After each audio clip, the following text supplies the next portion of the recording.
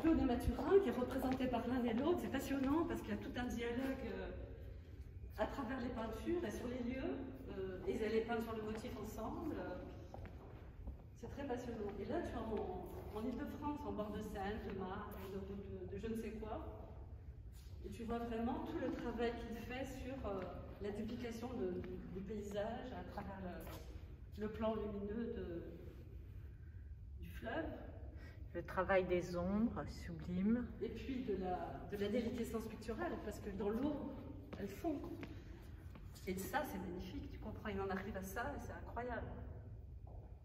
Et on le voit de tableau en tableau, et c'est là qu'on comprend la spécificité de cette collection, qui est complètement différente de ce qu'on a pu chez Mais Tchouky, ça, tout était dans son antichambre. Tout était dans son cabinet dit secret, qui était un cabinet qui ne montrait pas forcément à tous, qui était plus privé, qui donnait sur l'arrière, qui n'était pas situé dans les salles d'exposition de la galerie. Sur la toile, il y a une grande enfilade avec les impressionnistes, etc. Et ça, c'était considéré comme un espace plus privé. Ça, c'est son premier Cézanne, acheté en 1907. Mais en fait, le mec, c'est un génie pour comprendre Cézanne si Je tôt. pense que c'est surtout un peintre. C'est ce que j'ai fini par comprendre, c'est vraiment le regard d'un peintre qui regarde la peinture de l'intérieur, de sa matérialité, de ses difficultés, de ce que ça veut dire peindre. Et c'est quelque chose qui n'appartient qu'à lui. Donc les tableaux sont extraordinaires, sont excellents, parce qu'ils interrogent un autre point de vue. Oui, mais seulement... C'est pas de la démonstration, si tu veux.